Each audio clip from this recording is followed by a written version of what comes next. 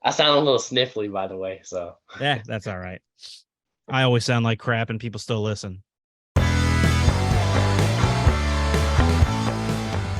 This is the Ranger Report Podcast.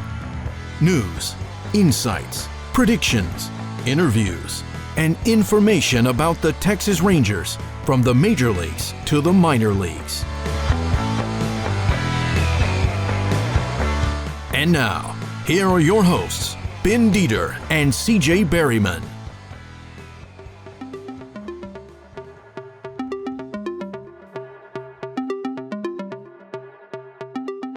Hey, everybody. Welcome to the Ranger Report Podcast. I am Ben Dieter. You can find me on Twitter at BDieter75.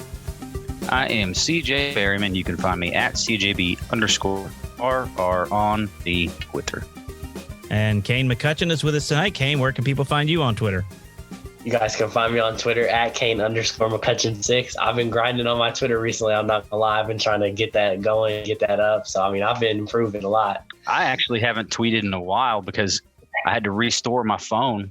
Yeah. And forgot to turn on the notifications. So, yep. That's happened to me too. I'm like, man, everyone's being really quiet. Yeah. I was like, yeah, nobody's saying anything. And then I log into Twitter and it's like, turn on notifications. I was like, oh crap.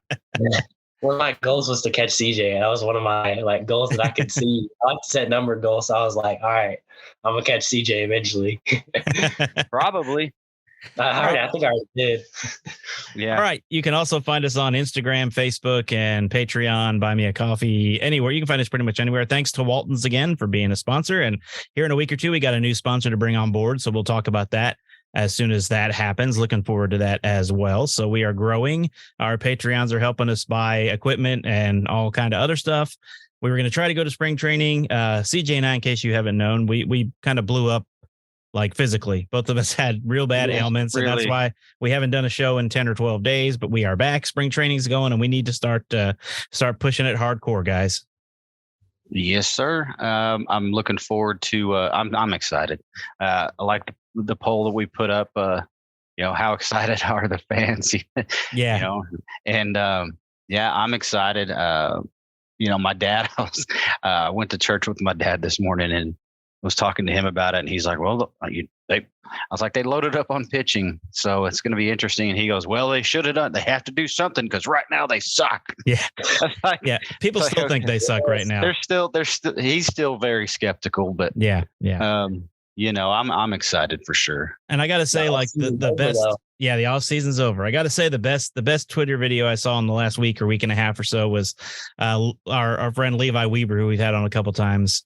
Had a video of Jacob deGrom throwing his first bullpen, and he said the Mets are going to blow this up. And as soon as Jacob deGrom threw it, he made a little explosion like Jacob deGrom blew up. Yeah, that was good stuff right there. But anyway, let's start with him. He threw again today. He threw a second bullpen today off of the mound, and no pain, no discomfort. Looks pretty good. So, I mean, you guys know, according to New York, right? He'll be no good. He'll throw like 5 innings, and that's all he's going to do this year, and he'll be terrible. So what do you guys think? Jacob deGrom. Shoot, I'll start off by saying there's really no reason to be worried. I feel like people don't understand that he came in ahead. Like, he had already thrown off the mound 6 times on his own. So he came in ahead and he's, now pushing back. But some of the headlines have been crazy. I would never put that. There was one the other day, and I know I tweeted about it, but it was the official New York Times, and the headline was just ripping Jacob deGrom. And I was like, I would never. The headline was, Jacob deGrom is injured again as the Rangers debut is delayed. That's not accurate. That's not accurate at all. Yeah, that's New York media for you, and they're butthurt that they lost him. Yeah. That's the New York way. I mean, it just is. Yeah, it is. It is, and especially in the media, they will blow things out of proportion. So that they're saying he's hurt. Well, he's not hurt. They're just taking it slow with him to come. He had some discomfort that they said he would have pitched right through if it had been season time. But since it was the first day of spring training, they're like, why don't you chill for a couple of days and then throw? Yeah. He's like, cool. And that was the end of it. But New York made that he fell off the mound with his arm hanging off, half broken, and he'll never pitch again. Where it was off as he delivered. His arm just flew off with the ball. Yep, or he exploded like Levi showed, something like that. So, but no, I mean, you think if he pitches, 150, 160 innings, the Rangers are in the playoffs. Yeah. I mean, it's weird to say, 150, 160 innings, but that's just kind of the way things are now. Yeah. Teams are shortening the games with the bullpens. I mean, Martin Perez didn't go 200 last year, and he pitched the most for the Rangers. It was like 196, 2, something like that. And he had the most innings by far for the Rangers. Yeah. And he didn't miss. He didn't go on the IL at all. No. I mean, he had a fully healthy season. And yeah, I mean, that's just the way it is now. That 200 innings is hard to attain anymore. I'll say this, though.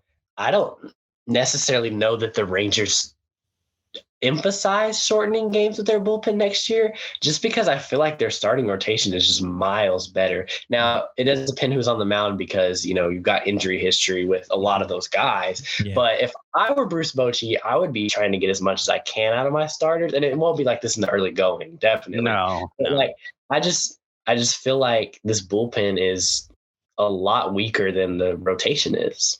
And, Mike Maddox is a guy that likes to go that extra inning with his starters. He's a guy that likes to push them.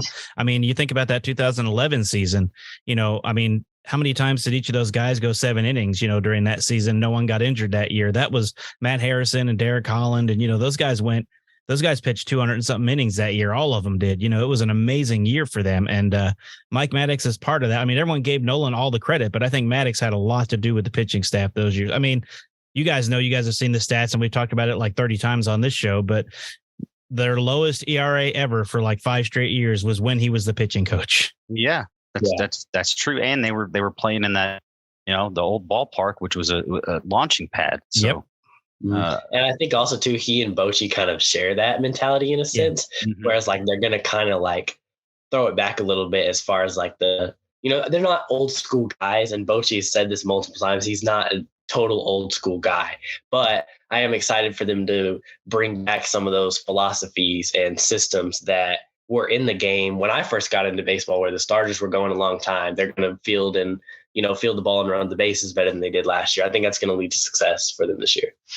Yeah, and I think I agree with you. So we look at the rotation. A couple of them have pitched. Nathan Eovaldi went on Saturday. He looked great. 2 innings, 4 strikeouts, no walks, no hits. That's pretty good first outing. And then John Gray went today, also looked very, very good.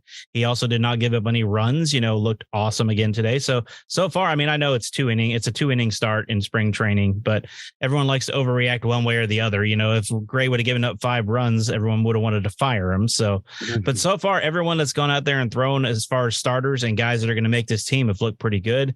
And some of the bullpen options have looked all right as well.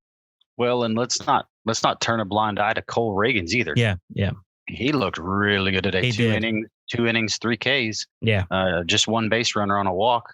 He looked really good. Yeah. And the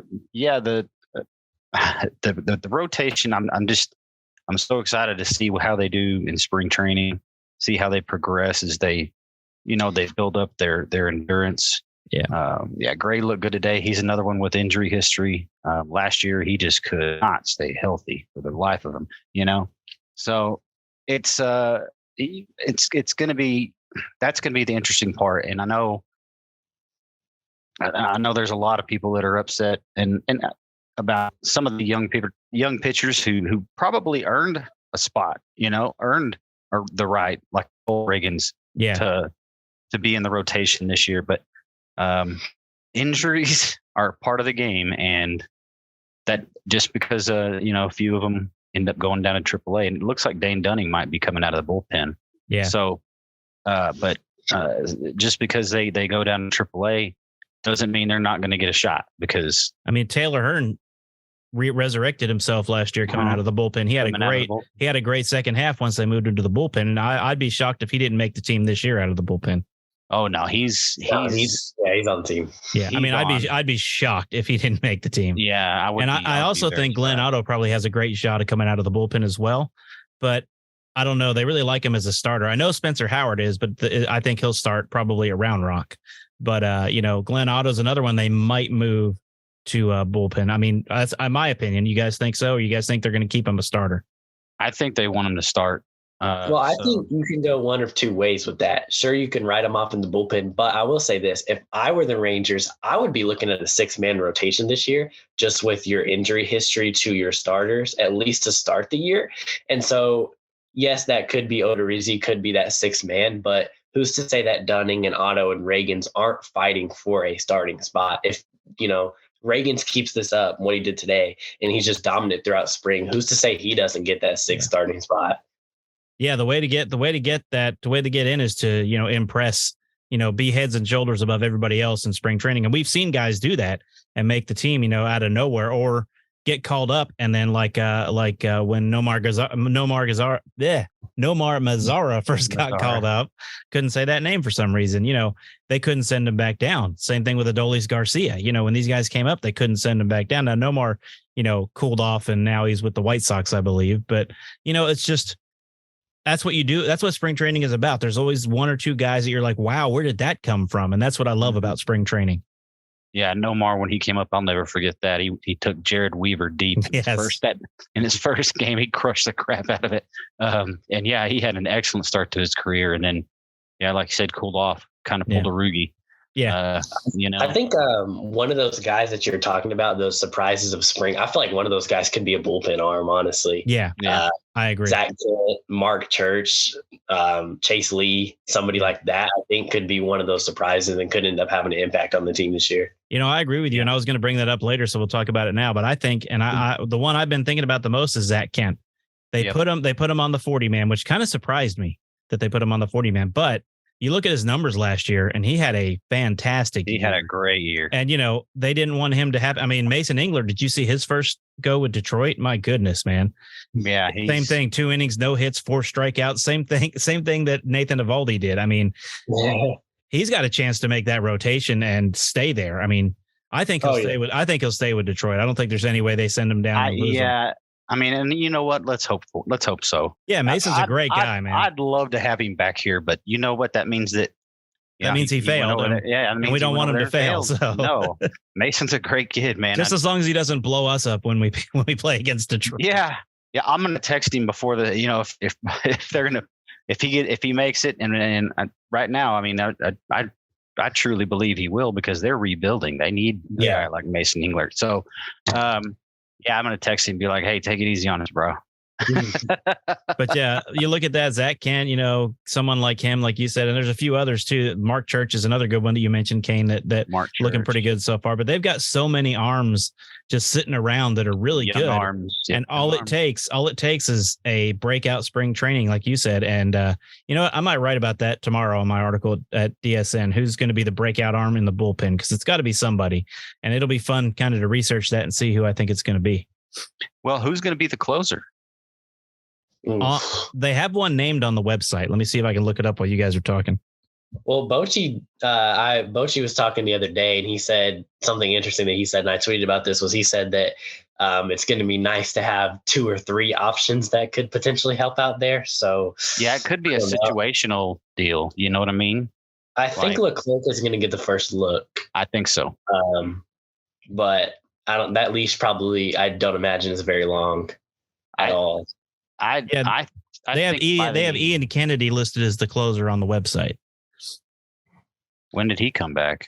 See, I think he's exactly. Gonna make I wrote about who was going to make the team like a day before camp or a day after camp started, and I don't know why. I just feel like he's going to make this team. He was one of my picks to make. He did last year, so who's that? Ian Kennedy. Yeah. I didn't realize he was back either until I saw that today. Yeah, I didn't realize that.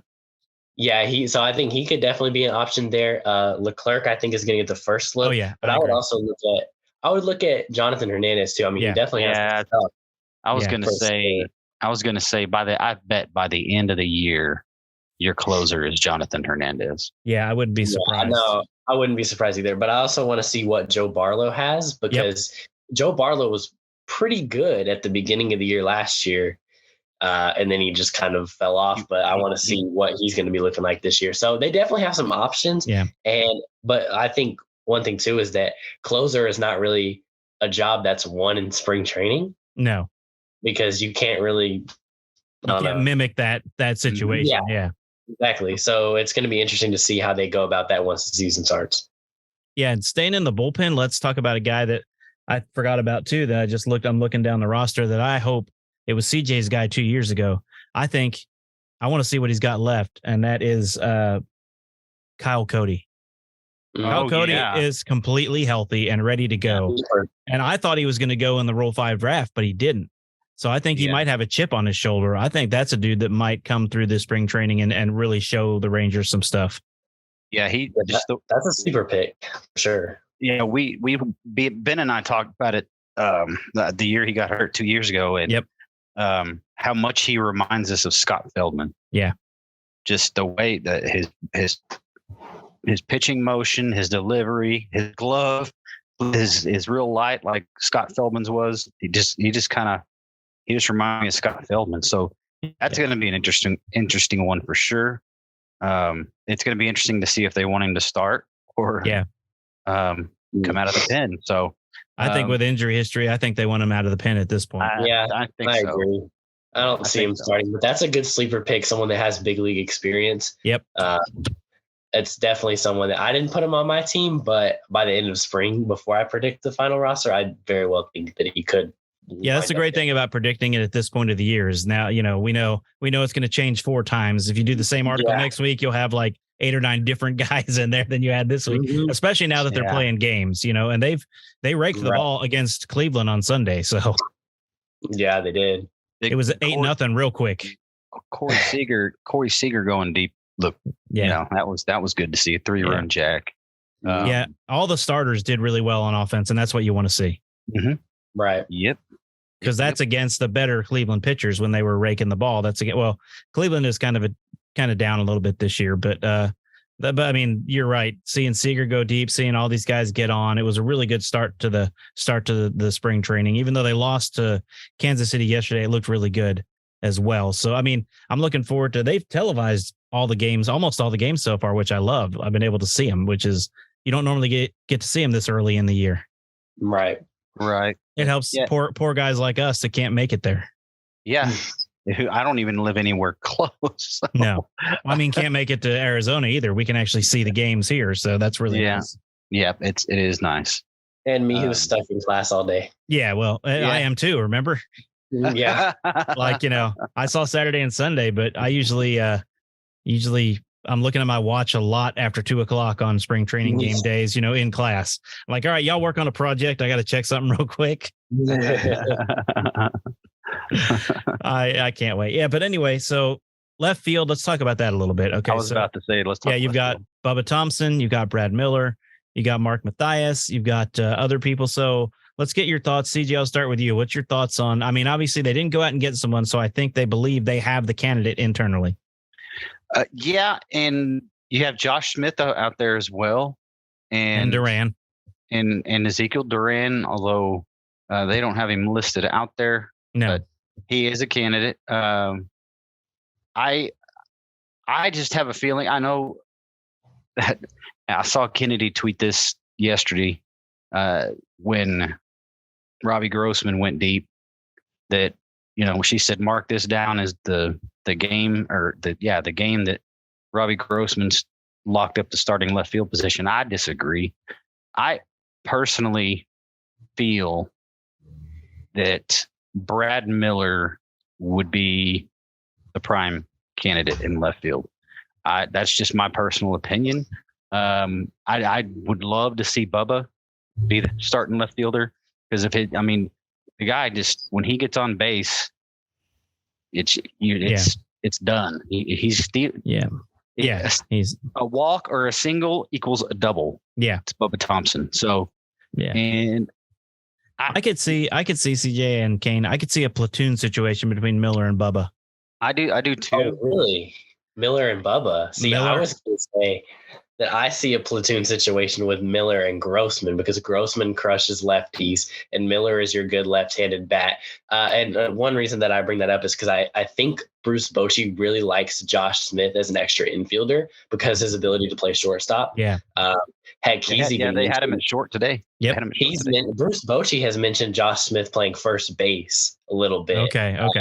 The ability to do so. So the way I see it would be a Miller Grossman platoon with Josh Smith on the bench as an extra infielder and Bubba Thompson probably as your fourth outfielder. See, at this point, I don't know if Grossman makes the team. I mean, he did not have a good year last year. He's going to have a really good spring. I think they want him to, and I think Bochy would want him. I was trying to say Bruce Bochy and Bochy at the same time. I said Bucci.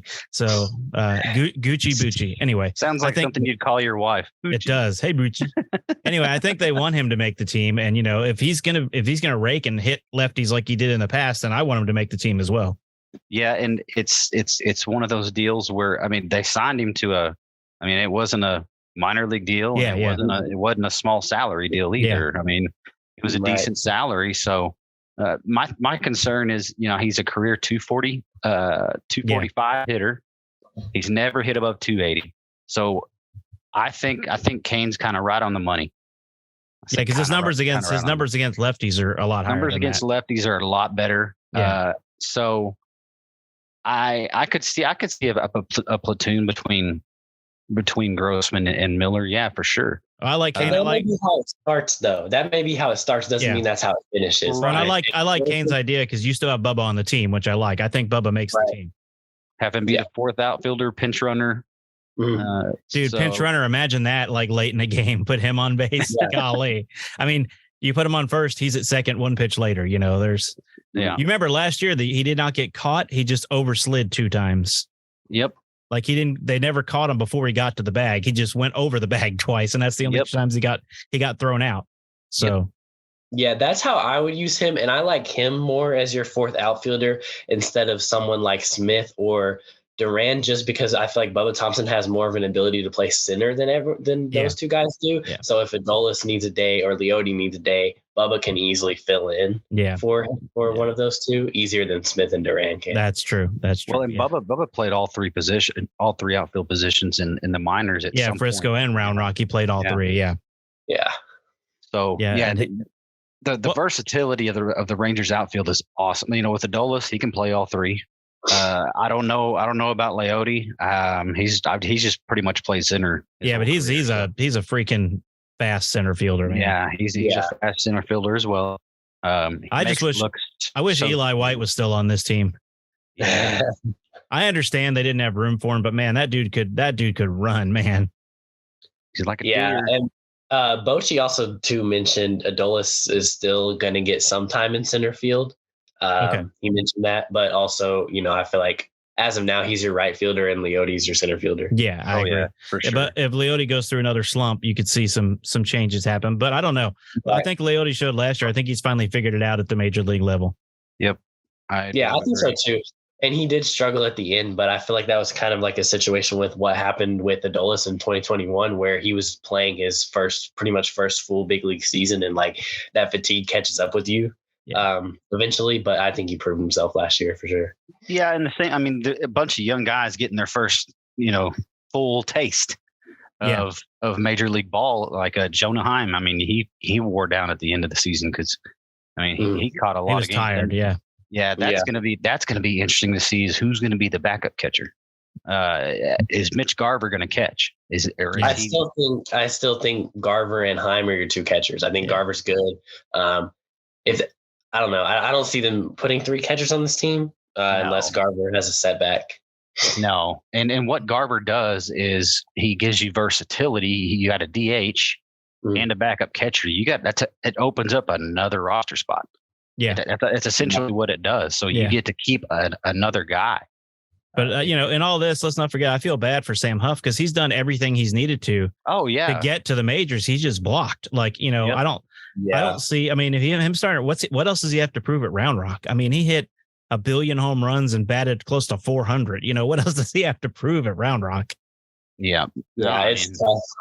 It's tough. And that's a tough thing about having a minor league system like the Rangers do right now is you've got so many guys that some guys are going to get left out that other teams would love to have. And that's the good thing. You know, I could see them doing like they did with last year with Trevino with Sam Huff, is finding a trade partner for him so that he can play in the major leagues.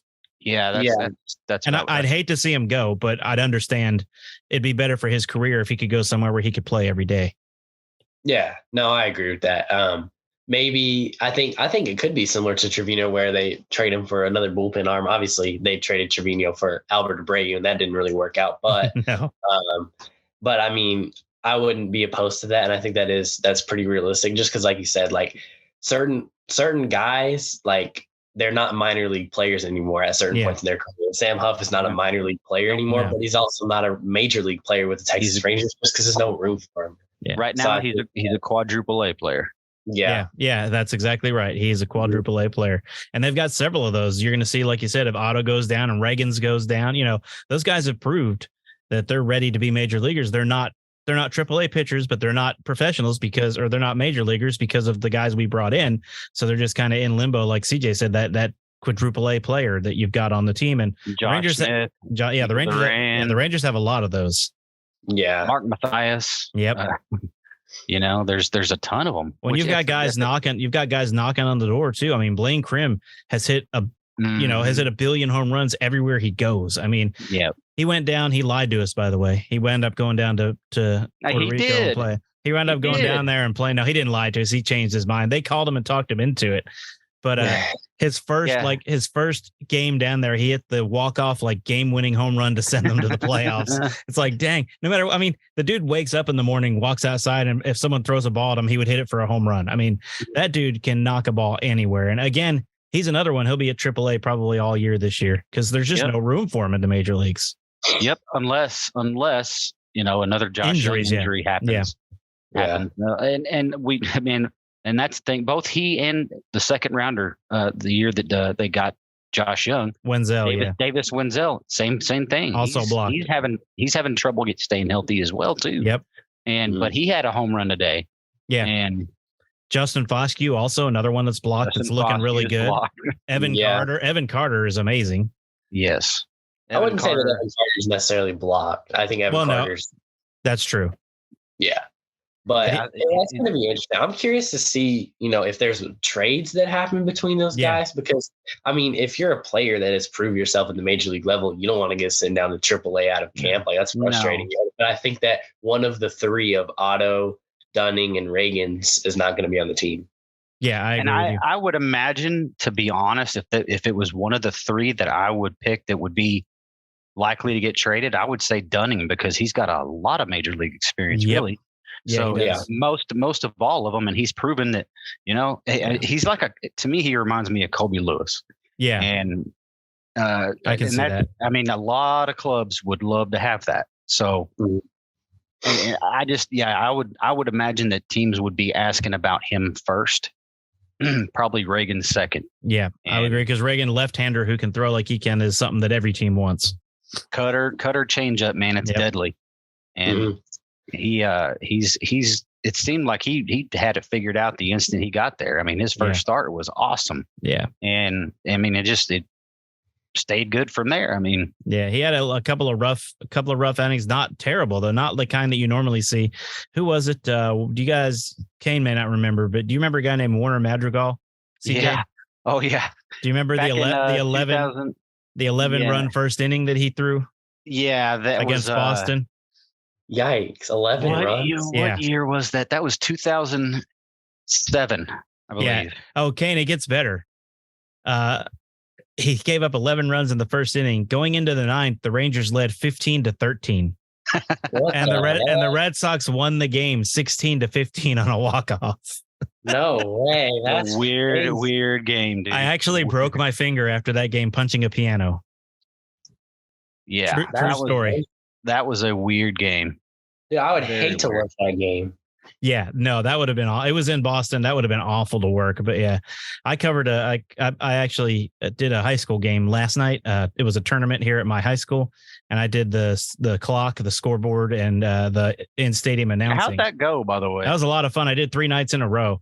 I did. PA announcer. Okay. I was the PA announcer, and I ran the scoreboard. So anyway, my school gave up 5 runs in the first inning. The kid at 26 pitches and 1 out and bases loaded, they pulled him. Like it was already 5-0. They pulled him. And then this kid came in, he was a 10th grader, and he came in and pitched the whole rest of the game. And we came back and won 6-5 on a walk-off in the last inning. So it was amazing. It was amazing. But it's like one of those things, like the other team was all, hey, we got this. We're already up 5-0. Never scored again. We came back and won 6-5. So took the foot off the gas. Yeah. High school baseball's going. I got shout out Centennial baseball. I think they're off to a 4-1 start. They're looking good. So shout out. My team looks pretty good too. It was fun. It was fun though. It's fun doing the PA announcing. I'll tell you what, I know why Chuck Morgan loves it. I did the one thing we did. I was up there with another guy who's one of the coaches that sits in the box, and he goes, "Hey," he was controlling the music. Yeah, I was going to say, did y'all have music with it? Yeah, we were controlling them. Yeah, but he goes, "Hey, watch this." When they came out to pull their starting pitcher, he played "They're Coming to Take Me Away." On his own player. Yeah. No, on the other team. On the other team, not on our player. No, on the other team. No, on the other team. No. He wouldn't do that to his own player. He did it to the other team, but their fans kind of looked up there. They didn't look real pleased. I'm sure they didn't. That's funny. That's good stuff right there. Yeah, you can get away with stuff like that at a home game at high school baseball. Yeah, nobody can. Only people that can get you in trouble would be your own administration. But I'm sure they thought it was hilarious too. Yeah, that's what he said. If they don't like it, they can come up here and run it. Nope, they don't want to do that. So anyway, back to what we were talking about. So back to the Rangers. So I think it's going to be a lot happening this week. We'll probably do a midweek show again this week because there's so much going on with spring. And anyway. I'm going to try to start. I told CJ because we get all the media stuff now. I'm going to try to start like a weekly, just a quick, like 5-minute weekend review of spring training for you guys, just to watch and hear what happened and give you some insight into what's going on in camp, what Bochy's saying in his press conferences, that kind of stuff. Just a quick 5 to 7 minute video that we'll try to throw up every week. So I don't know what day yet, but when you see it, that'll be the day that it comes out. So. Yeah, them press conferences, man. I'll be listening to those during school, and some of them, that's boring. That's the first thing I do as soon as school gets out is I put that video on my computer. Yeah, Bochy, he's very insightful though. I feel like I learn a lot whenever I listen to Bruce Bochy talk. I agree, but man, you could fall asleep to that voice. Oh yeah, because he's not exciting when he talks. Nah, but he has some high level baseball IQ. You can tell that's going to translate just by the way he talks. Yeah. Him and Maddox both, man. Those two guys. I'm so glad they're both here. I'm so glad they're both here. Them two combined. Yeah, that's some baseball knowledge. And of course, Greg Maddox is helping with spring training. Greg Maddox is back. Yep. He's the back. Rangers staff is just next level. Like people are forgetting like Donnie Ecker and Tim Hires, the hitting coaches were some of the best hitting coaches in baseball. They brought over Will Venable. Like this staff is going to be. Yeah, this is going to be. I mean, coaching makes a difference, and I think I would be, and I don't even know if I should say this because I would be surprised if they weren't at least in the mix to make the playoffs in September, like way in the mix, to be a wild card team. I don't think they're good enough to take Houston down yet, unless Houston just tanks, which I don't see happening. But I think they're in the mix for a playoff spot for sure when September rolls around. Yeah, and it's all going to depend really on how well the new guys adjust. Yep. Now, new ballpark. I mean, they might love pitching in this ballpark. And Martin Perez sure did. Yes, he did. He came back. So, and that's why. I mean, he loved it, and that's why he accepted the qualifying offer. It's so rare that you see a ball player accept the qualifying offer, but he had no problem with it. He's like, yeah, I mean, it's a huge raise, sure, but it's just a 1-year deal. Yep. So, it's going to be interesting to see. I don't think they catch Houston yet, but I will say this, like you guys said, if the new guys can come in and they can perform, and I think if the Astros pitching staff maybe struggles a little bit, I don't know. I don't really see that happening, but they might have a chance. Small And I got to say that you look back to last year, just real quick before we get off here. You look back to last year, Corey Seager and Marcus Simeon off to really slow starts. They didn't have a normal spring training or a normal winter because of the lockout. Mm-hmm. They weren't able to talk to their new managers. They weren't able to talk to their new coaches. They weren't able to look at their facilities. They weren't able to practice like they normally do. This year, everybody, it was business as usual. So, I mean, even Jeff Wilson said the other day that Corey Seager is laid back, like talking to the media now because he's way more comfortable with it because he didn't meet them. The second spring training started. It wasn't the first time he met them. So I think that makes a huge difference. So these pitchers have already been around and been able to meet with all the other players, talk to the catchers, talk to their coaches, something they couldn't do last year. Yeah, that's not happening again. And also, too, a lot of people forget, and I even forgot this, is that Marcus Simeon was on the Players Association side that was negotiating. So that took away from his time. And I wrote an article about this a couple weeks ago. That's not happening again. No. I think they're both going to have stellar seasons this year, and it's going to make the team better. Yep. Yeah, and I'm gonna piggyback on what Kane said. Yeah, the Rangers aren't up there with the Astros just yet, but they're in the rearview mirror. Yep. Yeah, kind of like the Astros did to us back in 2014, 15, and 16. They started catching up. That's what we're doing again. It's flip-flopping. So I think 2000, I don't know. The next few years are going to be a lot of fun to watch Rangers baseball. Oh, I'm just so excited. I really am. Probably more excited than I should be, but I wrote an article asking if Rangers fans had too high of expectations for the team in 2023, and I don't think they do because I don't hear anyone yelling World Series. So no, nobody's shooting from the mountain. No. So no. I don't think so either. Just because I feel like if this team doesn't make the playoffs, I don't think anyone's going to be surprised. No. And if this team does make the playoffs, no one's going to be surprised. So either way. Yeah. All right, guys, it's been great. Thank you very much. You can find Kane on Twitter, the Kane and Aiden podcast that they do. Go check that out. You can find me and CJ at the Ranger Report and also Kane and us at Dallas Sports Nation. So you can check that out. And other than that, guys, I will talk to you next time.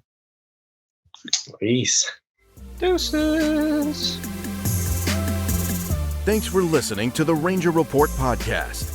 Find us on Twitter, Facebook, and at therangerreport.com.